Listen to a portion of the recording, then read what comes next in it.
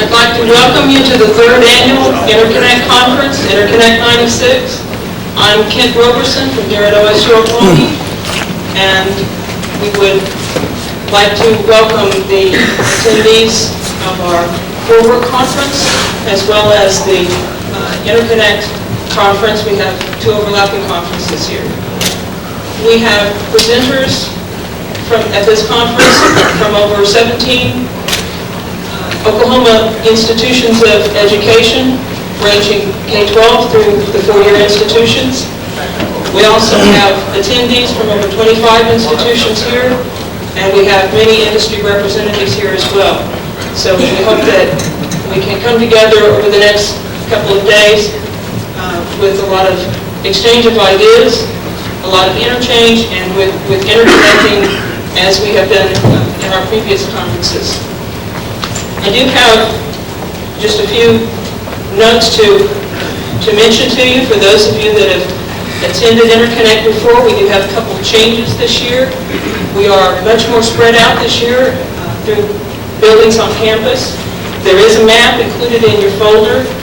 You still may need to find some OSU Okmulgee employees or students to help find your way around campus, especially with the rain and umbrellas getting in the way between you and signs and so forth.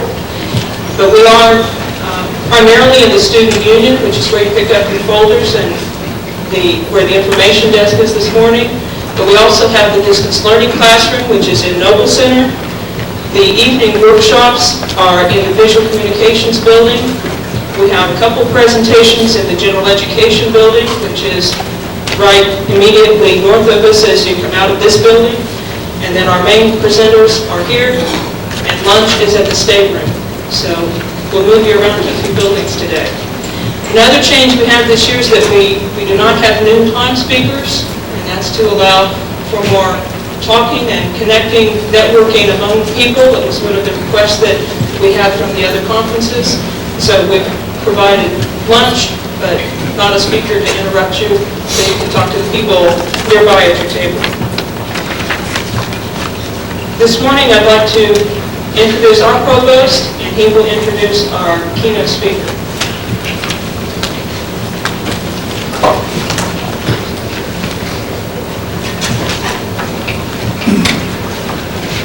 Good morning. I hope most of you were able to get in the building better than I.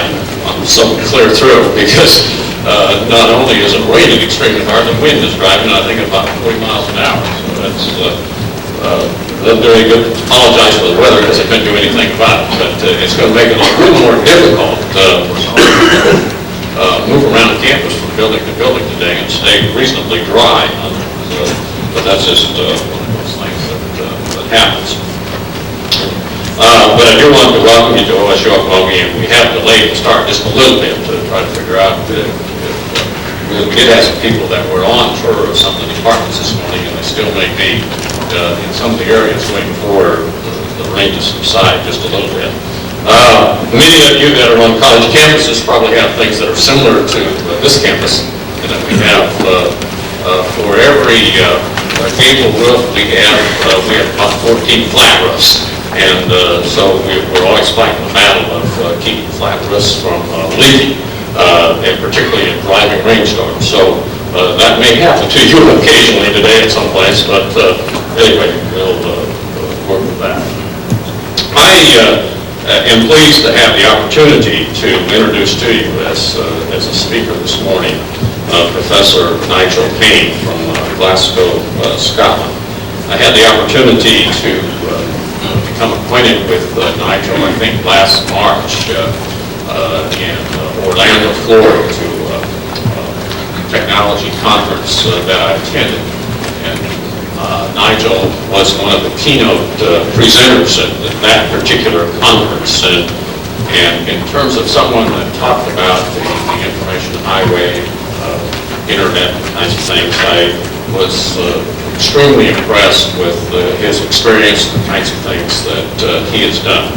So when we thought about this conference and another conference work session that we have going on, that we thought, let's see if Nigel can arrange his schedule to be here to share some of his thoughts and ideas and experiences with us in Oklahoma, because he does travel and do consulting work and other things worldwide. But he is the chief executive of the Scottish Council of Education Technology, and oftentimes that's referred to as SCET, but he's the chief executive of that organization. And he's a fellow of the Institute of Personnel Development. He's a fellow of the Royal Society of Arts also. And he's someone involved in learning technologies for many years, over a decade. And he was involved in introducing PCs into the Scottish schools in a very comprehensive way. And he's written or edited over 7 books, and he's personally authored over 100 articles. And I think in your packet, probably many of you that are associated with associate degree granting institutions, subscribe or have access to the American Association of Community Colleges. And in the September 1996 issue, Nigel had one of the feature articles in that particular issue of the journal from the association. So it's my pleasure to introduce to you for a presentation this morning Professor Nigel Payne. Thank you.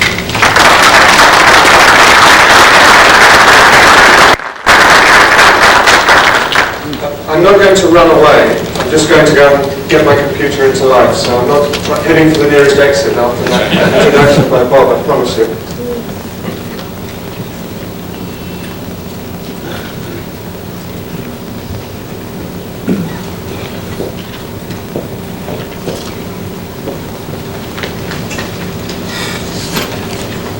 Thank you, Bob, for that introduction. 2 points. I thought you actually laid on the weather for me, so I feel at home. It's a very familiar sight, a bit of rain, so not to worry. But one little complaint about the campus. I had lunch in the campus cafeteria yesterday, and I was charged the outrageous amount of $1.25 for my lunch. So I quickly worked out that I could bring my entire family over to Okmulgee, and if we ate for a week in the cafeteria, we get back the airfare. So a huge boost for tourism in Oklahoma. I'm very pleased and very proud to be here. This is actually the first time in my whole life I've actually addressed 2 conferences simultaneously, so that it's the end of one and the beginning of another, and that is a great honour and a great privilege. I need to bend over to work with technology. I hope it's going to not let me down. I just want to talk a little bit about SCET, and I want to show you a little video clip before we get into the main presentation. But just to make a few preamble points to start with. If anyone is under any doubts that the world is changing, then I really do think they have to think again. And if anyone is under any doubts that the world is changing on a global scale, think again. Just a few random samples of information from AT&T announced, I think last week or the week before, plans to commit $150 million to help put the nation's 110,000 public and private elementary and secondary schools on the internet by the year 2000. 5-year program is called AT&T Learning Network. From in Europe, Madame Cresson, who is ex-Prime Minister of France and now a commissioner in the European Community. Technology advances transforming workplaces, occupational profiles and job tasks. Individuals have to learn and relearn to achieve higher levels of skills and qualifications. There is an obvious link between unemployment and economic exclusion and educational level.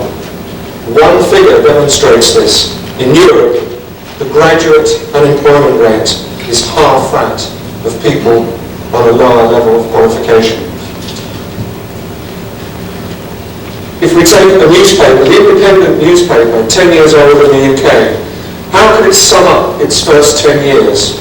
Its headline, so little time, so much to do in a wild world. Go to Australia.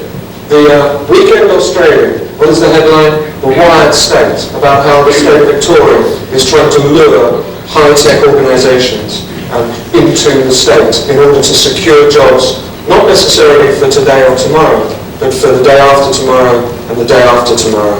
Again, in the Australian, an article on what they call the full service university. What makes a successful university at the moment? The successful university is positioned in the market as a service organisation, caters for the lifetime needs of clients, and third crucial point, uses the network for everything. So, two things I want to emphasise on the slide about SCET. The first one is, it says at the top there, solutions provider. Now we didn't put that up glibly. What that means is that we, in the last 18 months to 2 years, have had to transform ourselves from being an organisation that simply had a menu of expertise, which we held out to people and said, you know, what do you want off the menu? And if someone said, well, nothing, we'd say, see you later. To an organisation that goes out there, finds out what problems people have, and makes a big, big effort to solve those problems. Sometimes we go out there and people say to us, well, we need some help with this. And we say, fine, okay, well, we'll work on that. We come back into the organisation, look at each other and say, what are we going to do now? We don't even understand the problem, but we work on it. So the first thing is solutions provider. The second point is that we are a learning organisation, not a technology organisation. Our job is to mediate between the techies, if you like, who speak a language that is almost utterly incomprehensible to anybody who isn't a techie, and the educators of this world who have got very simple focus, education, learning for individuals. Someone has to be around to put those two things together. And we see that primarily as our job. And what I want to talk about today is set a little bit of a context to the world in which I think we're moving fast into.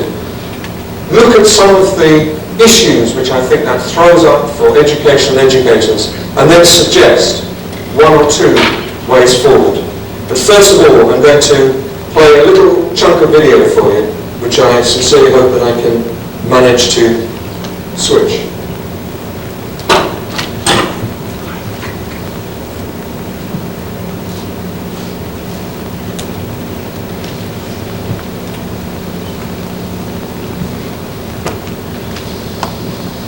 Neil Armstrong called this sport giant leap for mankind, but really there are a great many giant leaps on the way to the moon. 75 feet, that's looking good, down and half. The proof of the world's rotation, the accurate measurement of the moon's distance, even the development of the sex, these were all giant leaps. Pick up the dust. And Apollo 11 would never have gone off the ground without liquid hydrogen and oxygen, navigated without radar, propelled a lunar module without helium, made these pictures possible without television. Tranquility Base here, the Eagle has landed. Yet it's to one corner of our planet that all these achievements owe their origins. To the tradition of innovation in one great country. A country still in the forefront of a whole range of advanced technologies, offering your business one of the best environments for growth. A country one small step from London. Scotland. You're looking good here. Located in Scotland.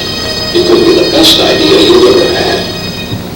Everyone's allowed a little advert.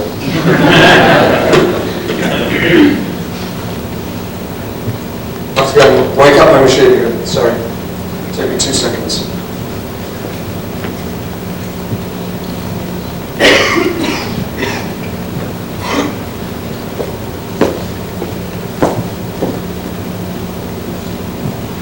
To give you an idea of the shape of the change in Scottish education, in the community colleges and higher education system, in 1980, not long ago, most of you will remember 1980, I certainly remember 1980, 17% of kids left school and went into full-time education.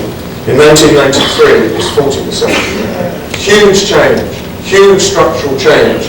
And if you look at the budget of higher and further education, that hasn't gone up by 2 or 3-fold. It's probably gone up by a fraction less than that.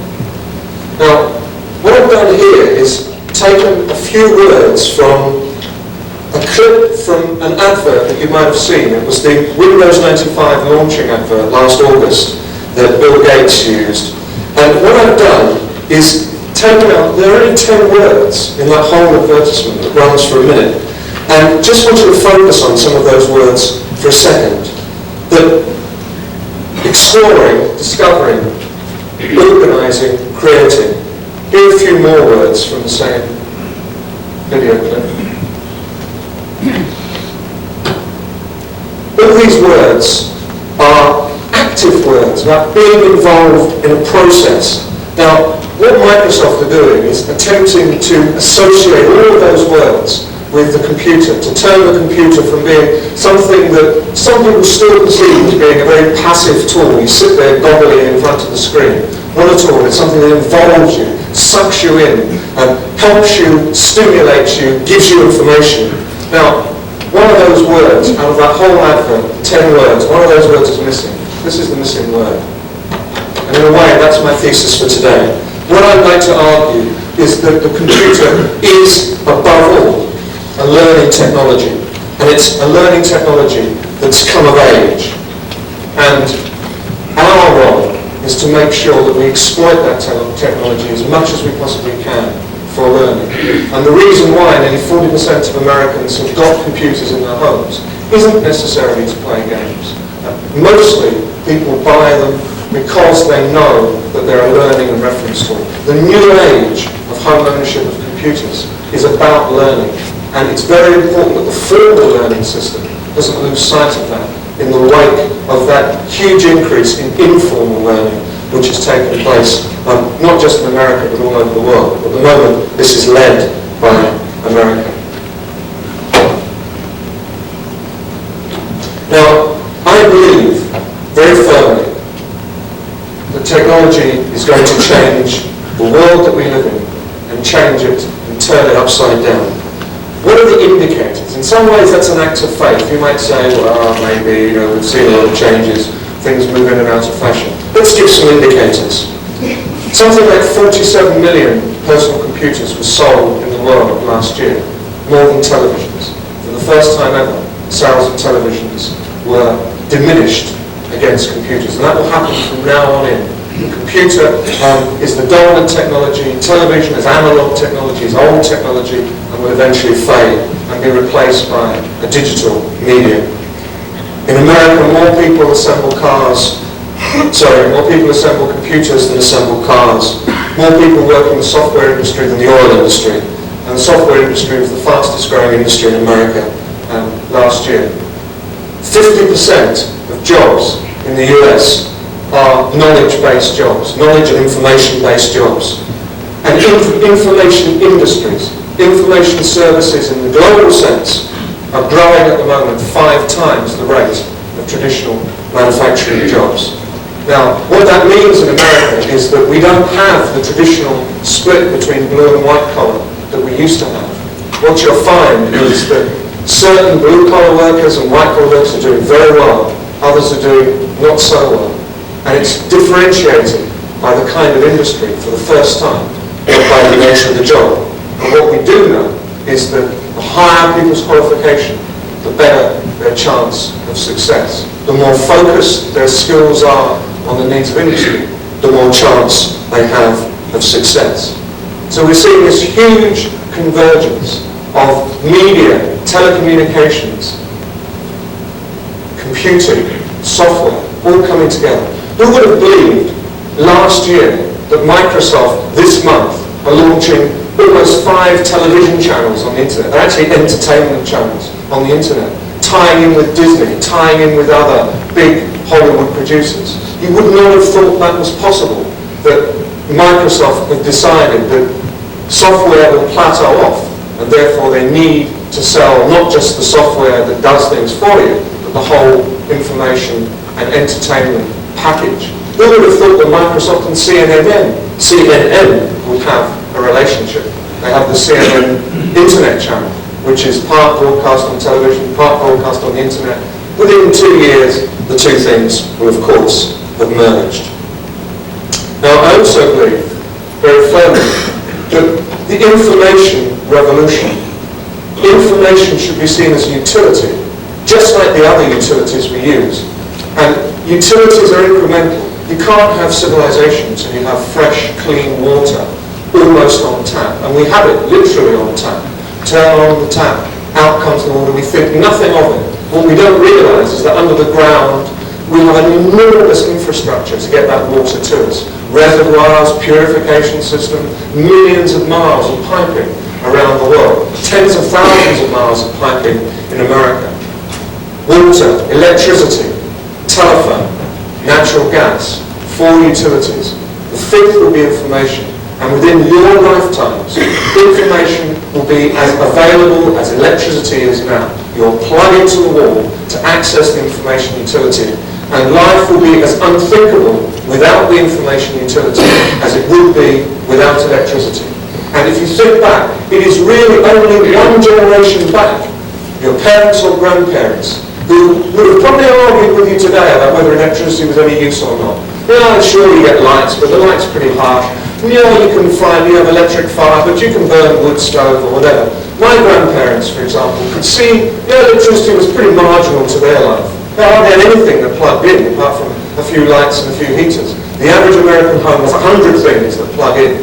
Most of those things that plug in, the people who built that utility, the men and women who built those cables and infrastructure across America, had no idea what the number of appliances that would exist today. The infrastructure created appliances. And what that means in turn is that our computer will be seen in 10 or 15 years as one more information appliances. Processors will be so powerful that we will be able to get the equivalent of 18 million books on our wristband. We will have computers that we wear. We'll have computers in virtually everything that we have in the house, and they will talk to one another. Nicholas Negroponte talks about your fridge dialing out to your car to remind you to bring home a pint of milk on the way home. Notice that there's no milk. The head of the BT Research Labs in Marketing says that he hopes he lives to experience his computer being proud of him. And what he doesn't realise, or what he's forgotten, is that by the time his computer can be proud of him, he'll have 65 of them, not just one. And that is the world we're living in and through. There are processing chips which aren't on the drawing boards. They exist, but they're not being manufactured yet, which are 10 times more powerful than the 200 megahertz Pentium, 2 gigahertz chips. Now that doesn't mean a lot to most people, but let's just say they're very, very powerful, and that'll be enough. It's the equivalent of leaping from the old 186, 286 processors of the old, which everyone looks at and laughs now. We're going to have those in 2 years or 3 years. Processing power doubles every 18 months. Andy Grove said that 15 or 18 years ago, and it's absolutely true. The problem is that as processing power doubles 18 months, our need for information is exponential, so that it actually expands faster than processing power. So you can argue that at some point in the early century, we're going to have a lot of problems, but so far, all the problems have been solved. And if the computer is one information appliance amongst many, and of those information appliances to come, most we don't even dream of. We won't have any idea about that they will change our lives. The photocopier, for example, is the one ubiquitous technology that's taken over education. Now, who could imagine life without photocopiers? You could probably, most educators, you say, well, we'll take away all your computers, but we'll leave the photocopier, or it's the other way around. They'd say, take the computers, I need the photocopier. Ubiquitous technology that's just come in and taken over our lives. If we do that, then that last point is absolutely critical. Core skills. We need young people who go out into the world confident about information technology, not afraid of it, and able to embrace those technologies, those jobs that we can't conceive of. Within the last administration in America, something like 10 million jobs have been created. I think that's the right figure. It's an astronomical number of jobs. Most of them in areas that, when the administration started 4 years ago, didn't exist, couldn't exist, because they're based on new technologies. The multimedia industry in America employs tens of thousands of people, and that has only been possible in the last 2 or 3 years. So just go on. The people, a lot of you here, will be in the workforce in 2020, 2025, 2030. At that rate of change, how can we possibly conceive of what the world will be like? Therefore, we need a whole bunch of core skills that will allow us to embrace that change, take the opportunities, and essentially go for it. Because if we don't, we're in real trouble. That's a quote from Larry Ellison. He's the head of Oracle, and comes from, I think it was Fortune magazine. Yeah, Fortune magazine. This week's Fortune magazine. It will change commerce, it will change culture, it will change the way we educate our children, the way we communicate amongst ourselves, the way we entertain, the way we work. That's pretty heavy stuff. It's incredibly heavy stuff. Look at the next slide. This is taken from one of my favorite newspapers, USA Today. It took me years before I realized. I thought USA Today was free and it came under your hotel door every morning. I never realized you had to buy it. But I love those little snips where they give you statistics. And this is a snip of computer shipments between now, 1995-96, and the year 2000. The first one is North America. So we're going from 25 million PCs to 45 million PCs. So if you think there are a lot of PCs around in the States at the moment, it's almost going to double within the next 4 years. It's not a long time. Now, that's significant. Look at Europe. Europe goes from 15 to 25, an increase. The next one's the interesting one. Look at Asia, 10 to 35 in 4 years. That is an explosion of economic activity. The reason we buy PCs is not because we like looking at them and we admire them and we stand plants on top of them. We buy them because they're tools that we can use. If you imagine the computing power, the energy and the economic activity lying behind that little statistic there about Asia, our jaw should start to drop. Now, one of the critical things about Asia is they have not got enough education infrastructure to meet the needs of their society as they have it planned. Over the next 10 years, they're going to invest $7 trillion in infrastructure development. Now, that's virtually the total investment in the whole of the UK over the last 200 years. That's it. That is our infrastructure. They're going to put that in the next 10 years. Because they need infrastructure, obviously, but they need intelligent people, they need educated people, they cannot meet that demand. There are huge opportunities for countries to support that educational development.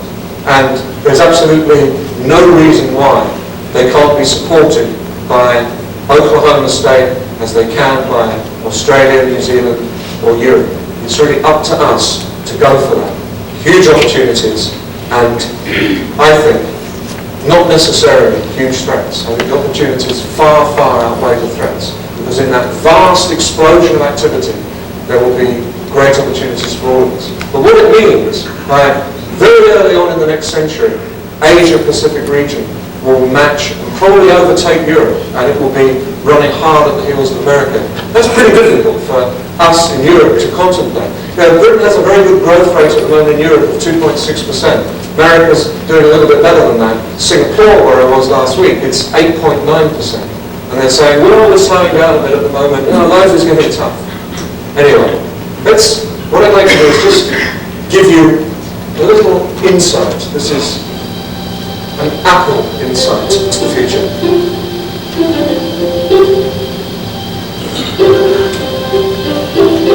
Really good teachers who do a lot of project-based activities with their kids really don't just open up the world and let the kids do anything. There's sort of a hidden structure, and the kinds of tools we put out for kids to work with actually sort of guide the way they are able to inquire and build and communicate their ideas. What we imagine for the future is sort of a workspace or desktop where teachers can just choose all the different tools they want, drop them into place, go to work, and the software takes care of all of the integrations. The kinds of tools we're looking at and developing are ones that allow you to create learning environments, do your own publishing, build things that in fact are useful not only at the moment, but can potentially be useful to the colleagues in your district and beyond. Peter? Hi. Listen, I am totally stumped. I have this great unit on growth and nature, but I'm having a heck of a time really driving the point home.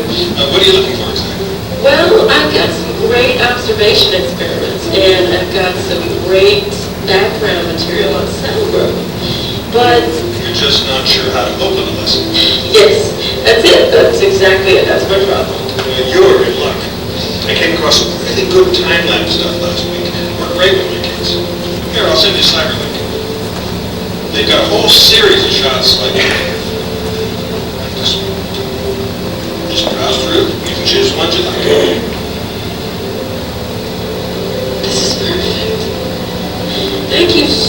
much, Peter. Listen, I'll see you next week at the district meeting. I'll be there.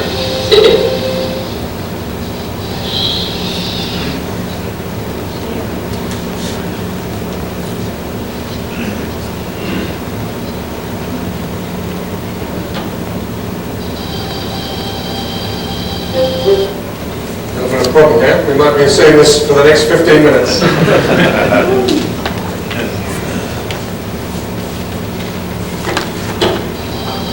I just have to go and sort this out. Just give me a second. It's well worth seeing 15 times. Really good team.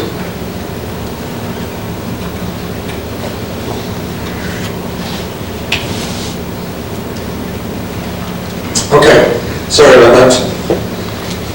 What Apple are doing is, first of all, pretending to everyone that Apple will exist in the future. That's very important. And I'm sure they're right. I'm very, very sympathetic to Apple. There's an Apple machine driving this presentation. But what they're actually saying to us is that the kinds of technologies that we have already, the kinds of very familiar techniques that we use for our personal computing, will actually be there in the future. What they've done is extrapolated from the present into the future. And I'll just go through some of those. It's a little bit fuzzy, the picture, but just to give you some indicators of what they, and I agree with them, the dominant metaphors, if you like. The first one is drag and drop, that you will grab information and put it somewhere else, and it will sort itself. Behind that, there's all sorts of clever things. We will have much more intelligent software, and what that means is that the power, the extra power of the computer will enable us to do all sorts of things that we want to do intuitively, but at the moment we have to still worry about how does that work and what do we do now to get that done.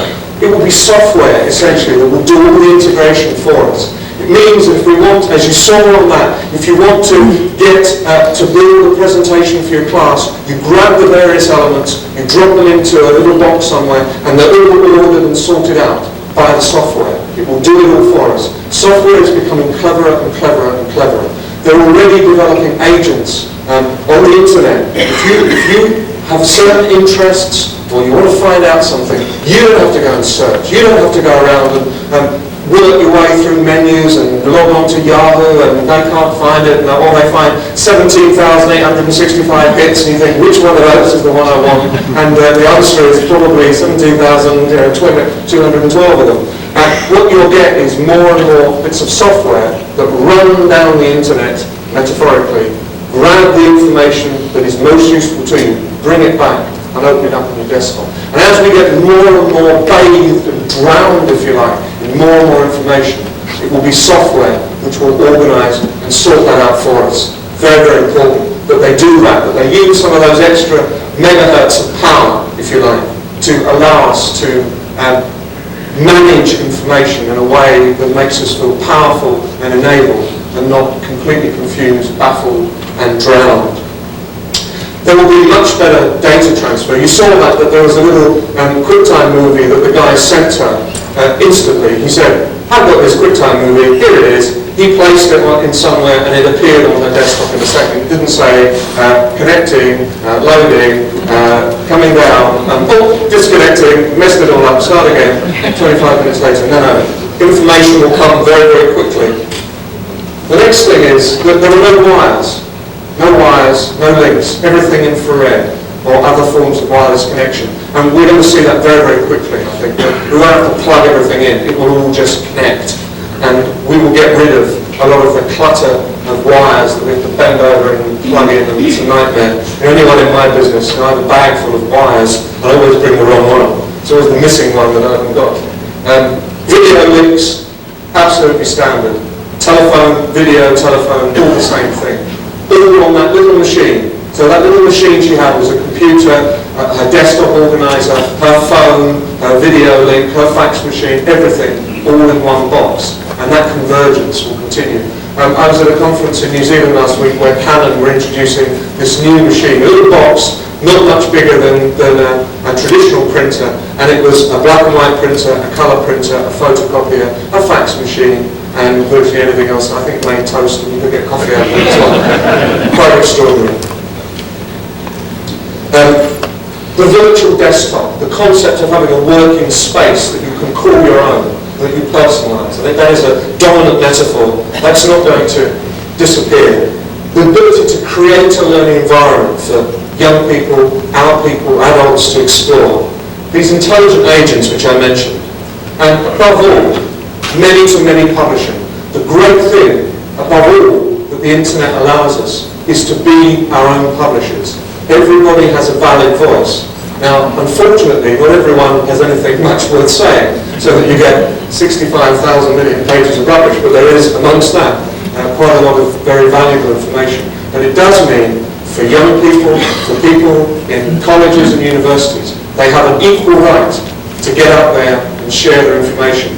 Bill Gates put a paper out on the internet, on the network PC, really saying, of course it's not very important, which he obviously would say.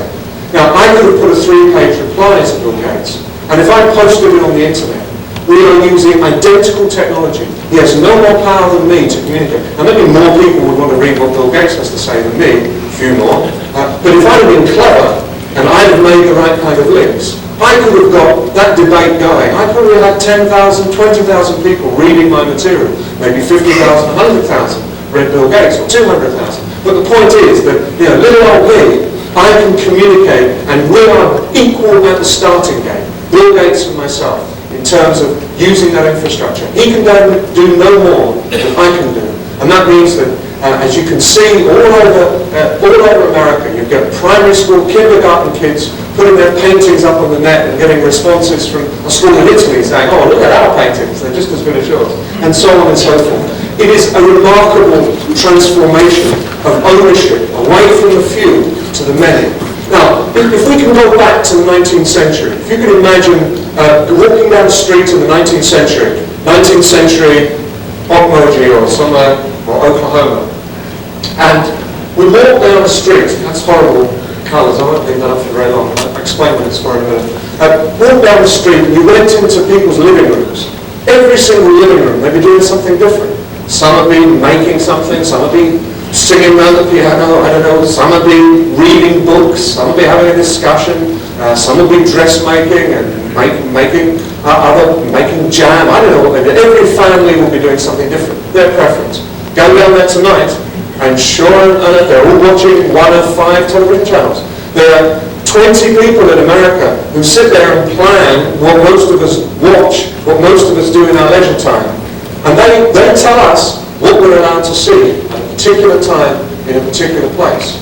And if you think back 100 years, that's absolutely outrageous. How dare they do that? How dare they control our lives? Now, in the future, when we get to a world where there is internet and internet capability, there will be maybe 600 television channels. Now, how on earth do you make a decision between those? You don't. Someone does it for you. But it means that when you go down to those houses in 10 years' time, every family will be doing something different. Some will be playing interactive games, others will be learning, some will be watching a movie. We're given back our ability to choose. And the irony is that most people find that incredibly frightening. They say, oh, don't give me 200 television channels, I couldn't cope with that. Of course you will cope with them, because you'll be in control. You'll only look at 10 of them. The other 190 will be someone else's problem, someone else's issue. Now, what that map is supposed to do is illustrate a little bit better than that. The huge communications infrastructure that exists already, and the heart of it is America. You can see in the middle those arrows. And across the world, already we have submarine cables, satellites, land-based communications. It literally stretches across the world, and it has done for the last 20 years. We haven't suddenly got a communications infrastructure. The difference is, we suddenly have access to it. Now, big corporations have been sending video, audio, email to each other for 20 years. Nothing new to them. The difference is it comes into our household, and it comes into colleges, it comes into universities, and we all have an opportunity to participate. And some of the big telecom companies don't like it. That they don't like the fact that you can make a long-distance call on the internet for 2 cents, when normally they would have charged you $2. They've got to deal with that. That's the way the world is moving. It's the infrastructure for all of us, not the infrastructure for a few of us. Now, this is, let me just go back here. How do I do that? It's not picking up the graphics. I'll just go back and forward. Go around. It's having to switch palettes, and it's causing it all sorts of problems. Hey, that looks a bit better. Not too good, but it looks better. What that's showing is that the enormous exponential growth in internet hosts every month. Now, if you have a look at that, now, ironically, the huge growth there is New Zealand. So in January 95, the number of internet hosts in New Zealand grew by 450%. America is the red one. So we're talking about 100% over growth per month. Month on month. Now, a host is not a connection. It can be 100 connections. It means a permanent link onto the internet. And what you've got there is an example of just a communications explosion happening in front of our very eyes. Month on month, percentage on percentage growth. And that is leaving everybody gasping for breath. It's absolutely extraordinary. This is from USA Today. 24% of American homes have computers with modems, 14% computers without modems, 61% still no computer, and 1% didn't know. I'd like to meet the 1%. They must be very interesting people. Now, there are some big issues wrapped up in this. Now, we can believe that the entire world is wired, that everybody is reachable. It's not true at all. A lot of people are reachable, but a lot of people aren't. There are issues of equity here that are very important. That if, and what worries me is the distinct possibility, if the home becomes the cornucopia, the home is the rich learning environment with all the whiz-bang and all the multimedia and all the access to information, and the school is the place where it's grey and dull and boring and people talk at you with chalk and machines are breaking down. We reinforce social divisions. So I think there is in a sense, there's almost a duty on the education system, right the way through, to equip people to cope with that world, whether they're 55 or they're 15. And one other interesting phenomenon in America is that the power of people who've retired from the workforce on the communications networks. And what we're getting is a social phenomenon which is extraordinary. Grandparents talking to their grandchildren. Wow, did you see? Have you looked at this site? It's terrific. Go in there, have a look at that. Parents in the middle, totally dumbfounded. Don't know what on earth they're talking about. Lost completely. Nicholas Negroponte called them the digitally homeless. You're digitally homeless if you haven't got an email address. And these are the people with all the power. And that's why we get such crazy decisions being made. But what I believe, very firmly, is that all technologies are learning technologies. This is a quote, I'm not going to read it, a quote from Charles Dickens from Dombey and Son, which was published in 1846 to 8. And it's a quote about another revolution, about a world being turned upside down, about people being completely dominated by a new technological infrastructure being built. And what was it for Dickens? It was the railways coming through, turning cities upside down as they drove through. So we're not the first people to have to deal with change. We should remember that. The first internet was really the electric telegraph. That must have been mind-boggling for people whose main means of communication was a horse ride or a pigeon, to suddenly be able to communicate across thousands of miles. And by the peak of the telegraph, something like 90 million messages a year were being exchanged around the world. And you could have your own, if you were rich enough, you could have your own telegraph point. Oh, right, you didn't actually go on the internet point and click, you went beep, beep, beep, beep, beep, beep, beep, and you get a message back from someone across the world. So we're not the first people to be involved in technological change, but maybe it's faster for us. So, what I believe is that all technologies become learning technologies. We adopt technologies into learning. If you think of all the technologies, radio, telephone, video, fax machine, photocopier, and now computer, we've made some mistakes. We believe that there are all sorts of answers that are going to do away with teachers, and teachers are still here. Teachers are still here in increasing numbers. We've learned, I think, that what's best for a teacher is a tool in the hand of a teacher, not something that's going to replace a teacher.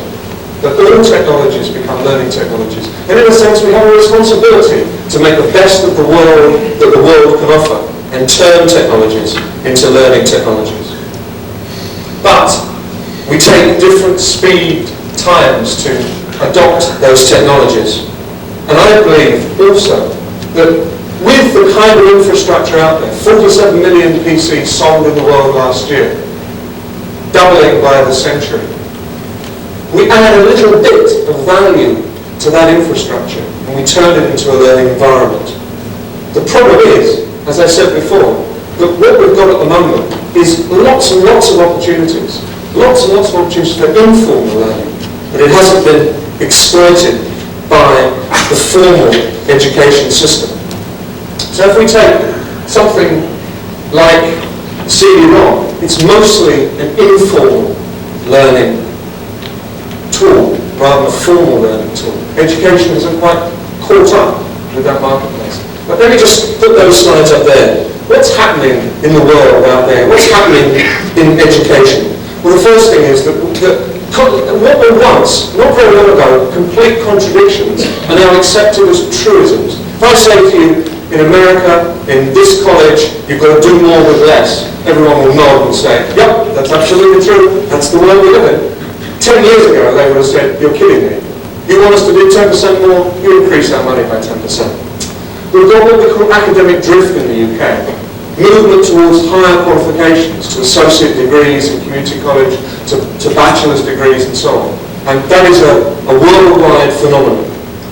What we need are more integrated pathways, and we need to both compete as institutions, as states, and cooperate. So again, we're coping with a contradiction, and you see that all over the place. In Scotland, for example, where each of the community colleges is now an autonomous private company, each one, in a sense, competing with its next door neighbour.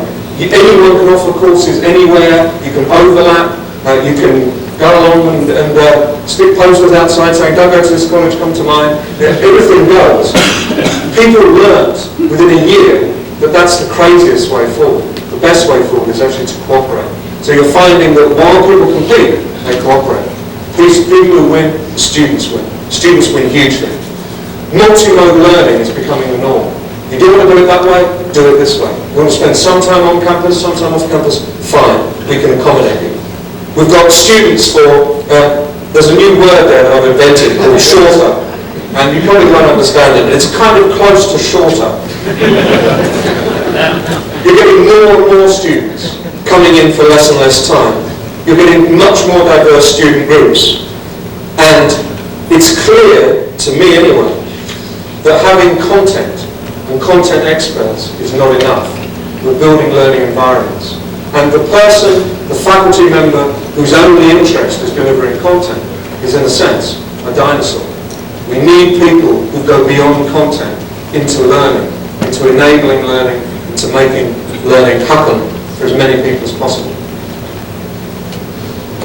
Now, that's a little front page. Again, the graphics, I'm not going to go back and do it. That's from a CD-ROM of the Barnes collection, which is in Washington. Fabulous impressionist art collection in Washington.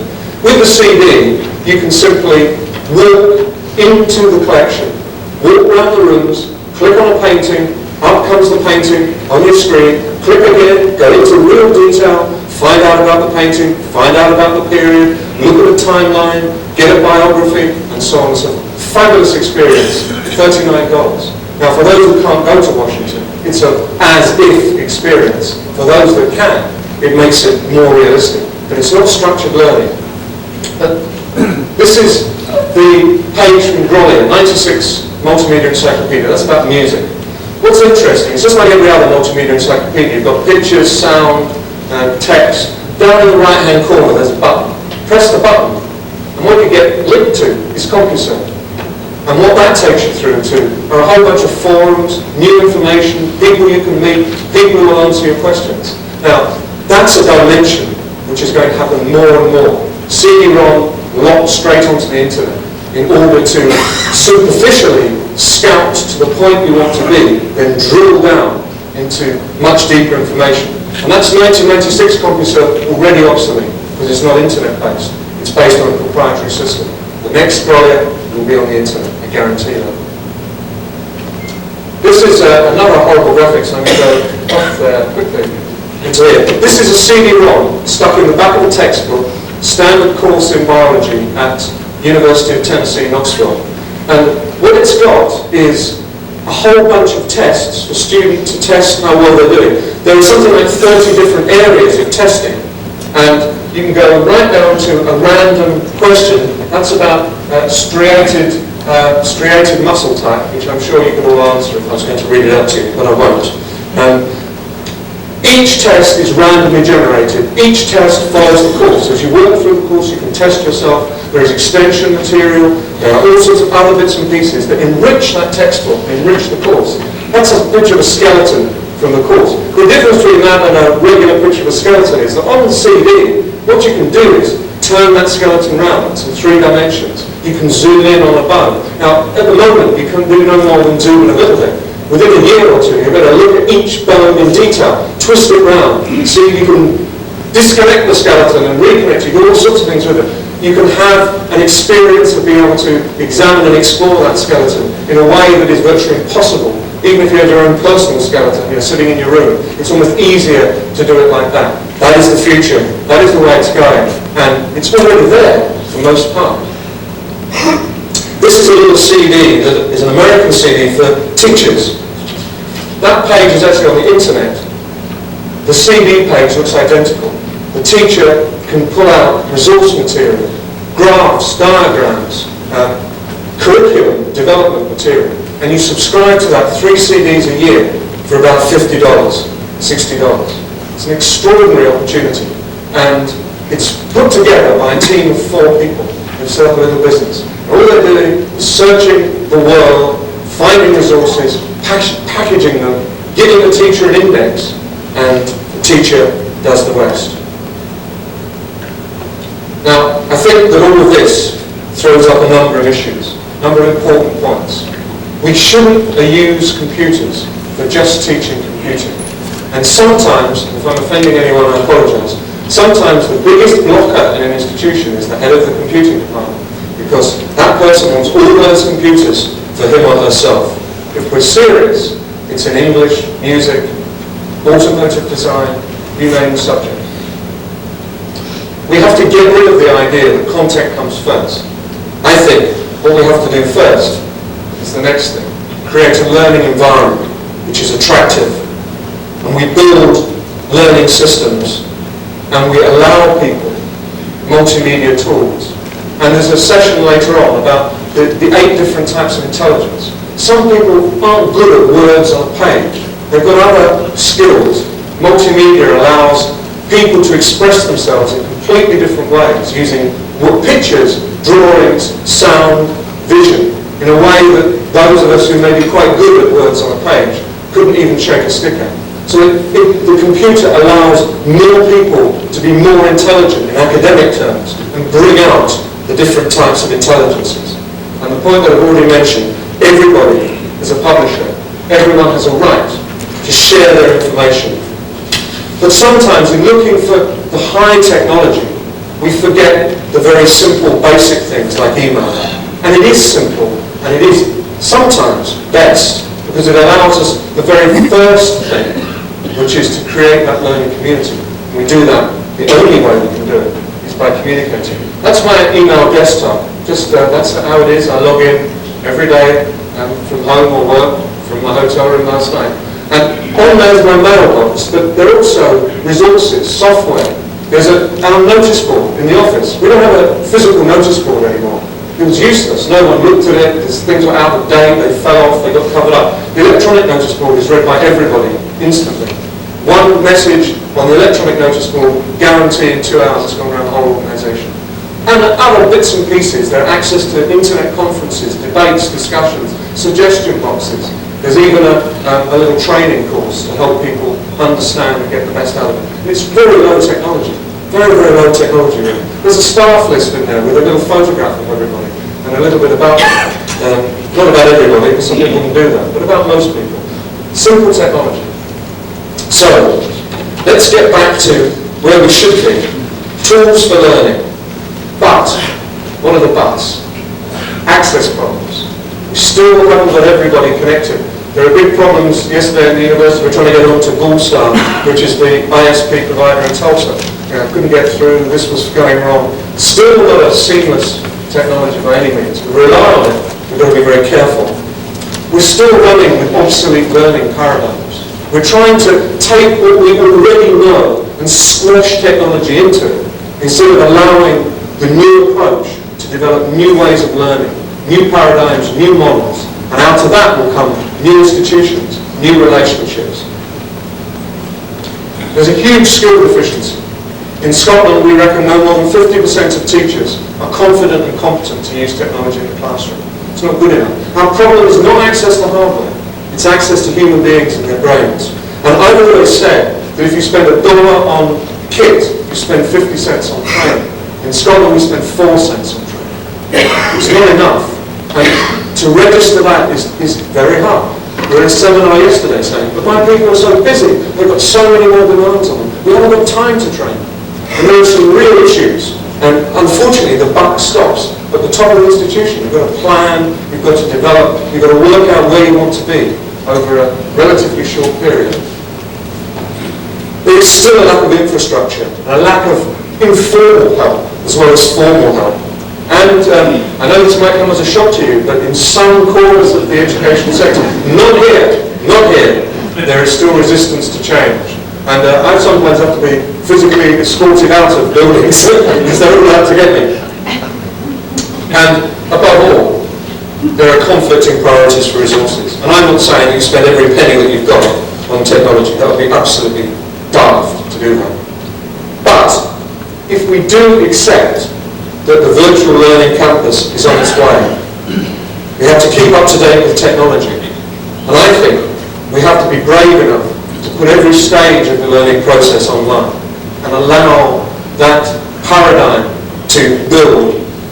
We have to accept that from now on, forever, the home and the workplace are now learning centres, just as good as being here. And we have to adapt to all those thousands of people and hundreds and hundreds and hundreds of companies just in this area who, once they see the advantages of linking up with an education institution, of being able to keep people, their people, trained and up to date without having to lose them for a day, they will see this is a really very important way forward.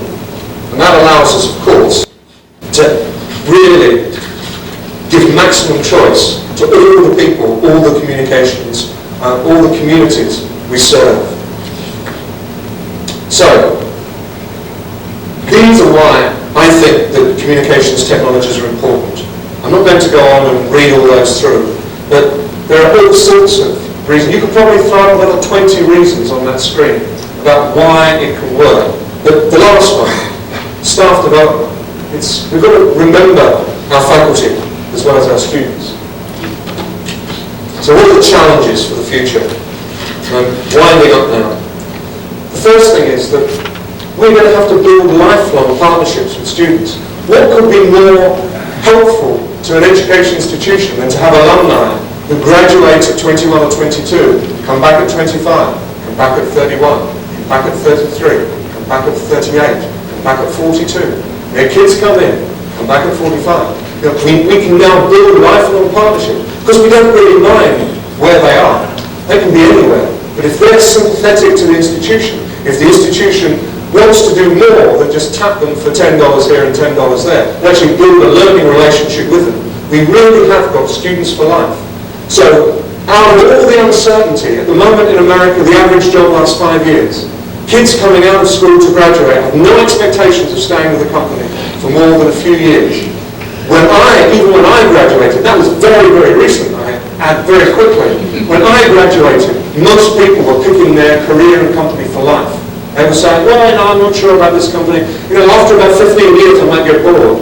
And now, people say, if I get 2 years, I'll be really pleased. But we can get a lifelong relationship with learning if we do it right. You've got to get your employers, not just advising, but driving. Not just sitting there giving their views, but actually taking control in terms of curriculum. What do you want for your people that will make us have a worthwhile partnership? And what that means too is we might have to diversify the faculty base. Now, if we've got a wired world, there's absolutely no need for faculty to be in the college 5 days a week from 8 till 4:30 or whatever they are. There's no reason why they can't spend a day at home, why they can't take an evening on email and substitute that for a morning. But that means you've got to trust people. You've got to believe that when they say they're at home working on the email, they're not actually driving down to the nearest stream with a fishing rod over their shoulder. There are ways of checking, of course, but you do have to trust and diversify. And you really need, I think, to be wild and think digital. Bits move around the world at the speed of light.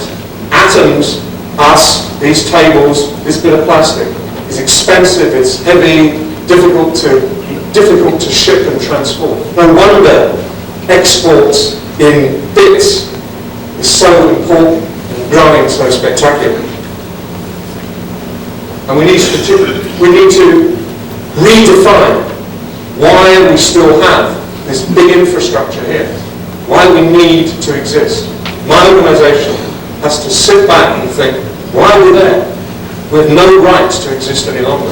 And certainly colleges and universities have no right to exist in the long term. If they can redefine it, they're building a future for the next 50 years. We need strategic partnerships. We've already talked about that. And if we can, just think a little bit about 2010 as well as 1997. Try and imagine the nature of the world and where we want to be. So, 7 very, very simple conclusions, which I hope come out of what I've had to say. First one is, above all, information technology is a learning technology. And if we're going to exploit it, we have to blur and merge the informal and formal routes. Accept that lots and lots more informal learning will take place.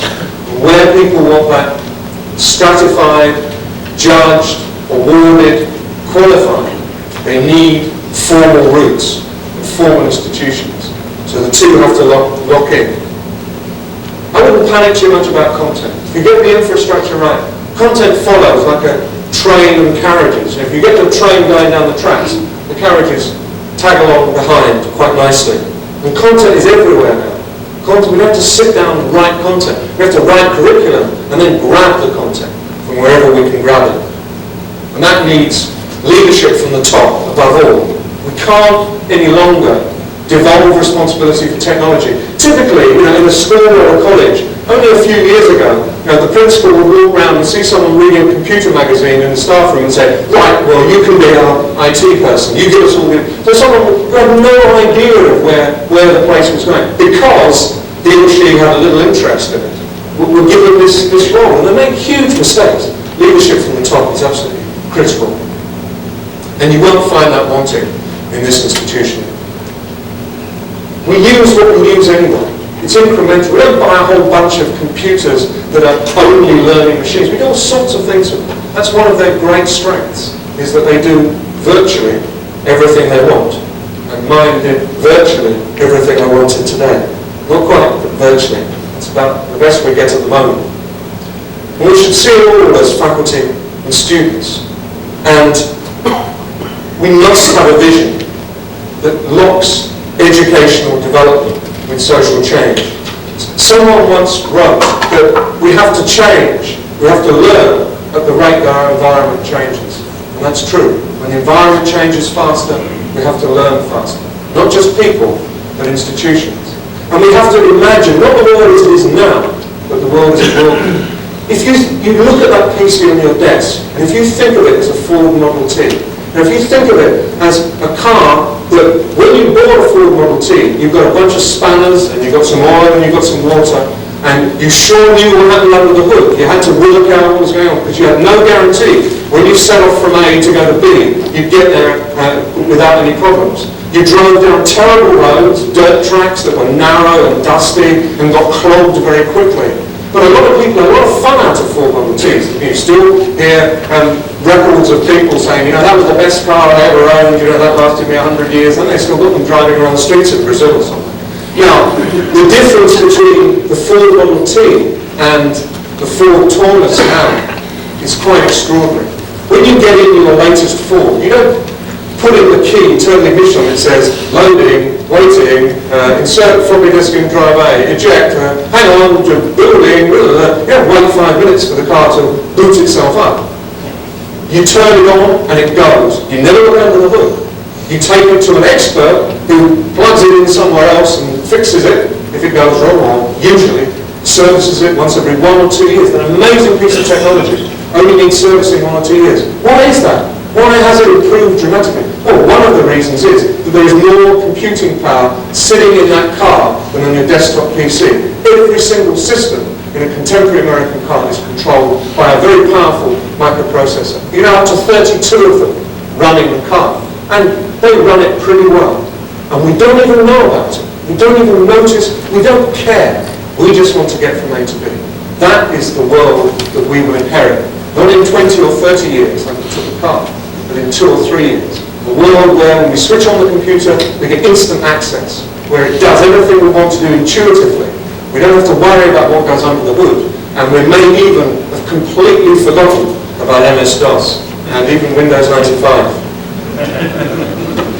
Thanks very much indeed.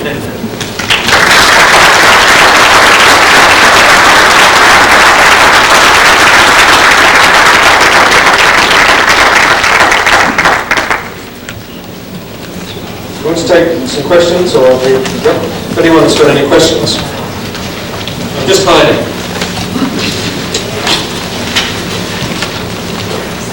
If anyone wants to disagree, or even agree.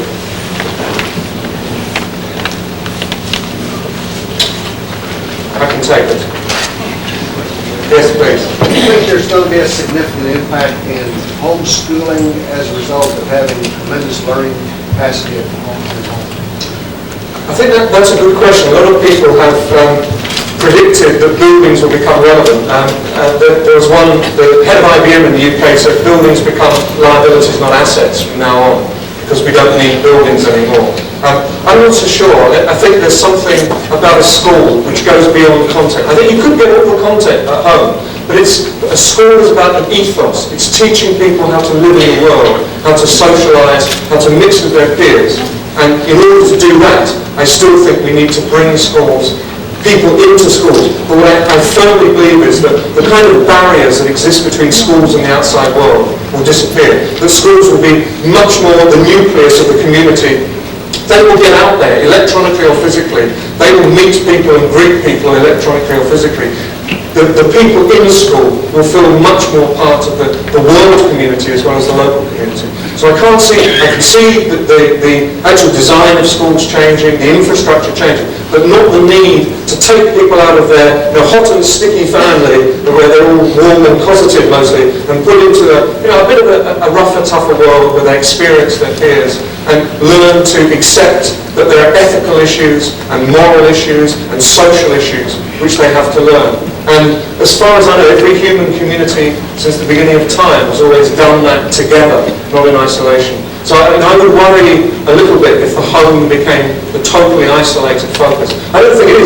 I think probably the worst we've seen is now, with people locked away, watching television, not talking to each other, not communicating, just passively consuming that kind of information. I think that the virtual community is a rich, warm, educational community, but it's not all. That doesn't substitute for meeting and greeting people if you can.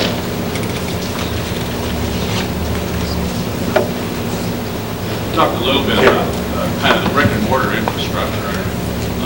Arthur Levine, who was president of Teachers College in New York a couple years ago, in a verbal presentation in writing, said there's a good chance that 50% of the general colleges and universities in the United States will go away in 50 years. What we're seeing is not necessarily going away or emerging. We're finding that in order to be able to offer what people want, more and more institutions are coming together and becoming mega institutions. So John Daniel, who's the Vice Chancellor of the Open University in the UK, is predicting that by the year 2000 there will be 15 or 20 what he calls mega universities enrolling between 100,000 and 250,000 students, and that they will dominate in certain sectors and in certain parts of the world because they will have economies of scale and able to do that. I think he's probably right that there are indications that they will get these enormous. In Thailand, the Open University in Thailand already has something like 190,000 students enrolled, 200,000 students. It's huge, inconceivable, really. But on the other hand, I still think there is a value of local and community. One of the statistics about why people came here was because it was the nearest college to them. It was convenient. Now, some places will be electronically convenient, other places will be physically convenient. The key is that this college, if people find it physically convenient, can offer most of what they want from here, and that will require strategic alliances, partnerships or mergers. So I can see that changing. But it's like people in not long ago, I think it was after the war, predicted that there were only these 6 companies in America. The whole of America will be run by these giant corporations which will control our lives. In reality, less people now work in large corporations in America than they did after the war. Over 50% after the war, it's down to about 25%. The working experience of most people in America now is companies employing between 50 and 100 people. That's their rough experience. That's their general experience. So that I'm not sure that it will happen like that, but I think there will be much stronger partnerships. Yeah. In 10 or 15 years, do you think the gap between the haves and the have-nots will be greater or less because of this? Trick question. It's a good question, and the answer is that potentially it could be a lot less. The fear is that it will be a lot greater. In a sense, it's in our hands now to make those kinds of decisions.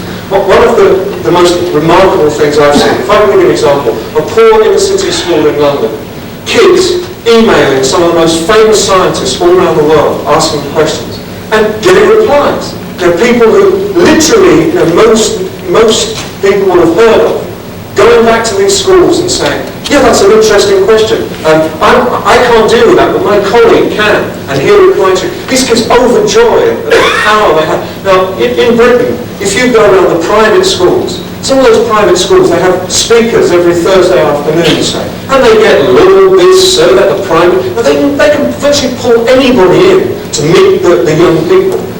Most schools, public schools, do you know, if you wrote to that scientist and say, would you address our 6th year pupils for half an hour? They go back and say, I'd love to, but I'm far too busy. You email them, they come back in. So there is a real possibility that it's a democratizing principle, that you get a sense of the world out there. There's also barriers potentially going on. I really think that things like internet cafes, I think you have internet cafes in the state, or you maybe call them something different. There are places you can drop into, and for 50p a week, that's less than $1.80 a week, you can have an email address. And for $1.50, you can spend half an hour on the internet and get a cup of coffee free. Now that kind of thing, it's very like when newspapers were first invented. Because they were so expensive, that's how the cafeteria, the coffee shop was born. People needed somewhere where they could read newspapers if they couldn't afford to buy them. So they sat there, and coffee had just been invented. And in Britain, that is how corporations developed. Now that was the sequence. You had newspapers communicating with the world. People gathered together to read them and drink coffee, and they discussed business. And the coffee shops became the first corporations. Lloyd's of London, the world's largest insurance market. Still, although they're having big problems at the moment, Lloyd's was the name of a coffee shop. That's how it became a corporation. There was a world before incorporated companies, and that was all about people meeting together. So it's possible that we will have those kinds of social structures. I suppose, on balance, I'm an optimist, but you can see the seeds of real problems too. There are other success stories. A group of unemployed people in Bristol learned to use the internet, and they all got jobs within 6 months because they found that all these people were failures at school because they couldn't write this, and they were brilliant at creating web pages or designing databases on the internet, and they were employed. It changed their whole life. I'm not suggesting that it's as easy as that you have a problem, here's an instant solution. But it does give us enormous opportunities, but it's up to the legislators and the people with power to keep a balance. And there are indicators that people are saying every school, not just the rich schools, every pupil, not just those with the cash. And I think that's a good starting point. It starts in schools. We can't.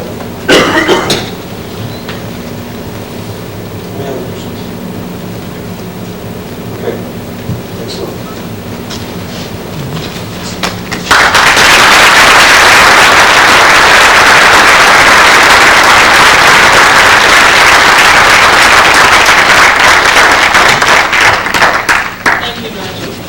We have just a few details, and we'll help you find your next places to go. We would like to give a special thanks to our visual communication students who designed our logo this year. Those of you who've already picked up your folder, the light bulb. It's a design that we got from the students here. We'd also like to take this opportunity to thank the InterConnect committee that's been working all year on planning this year's conference. And we'd also like to announce that there will be a list of the attendees of the conference, the addresses and email addresses, and it will be available at the information booth in the student union later on this afternoon. The next breakout sessions are divided. We have 3 of them that are in the student union, which is where the information booth was this morning, this direction. We also have George Baldwin will be presenting in the distance learning classroom, which is in the Noble Center, which is this direction as you go out of the building. And again, we do have signs up, and we also have OSU Okmulgee people who can help you find those paths. So we hope that you have a good day today with the conference. We will see you at lunch in the stateroom. And have a good day. Thank you.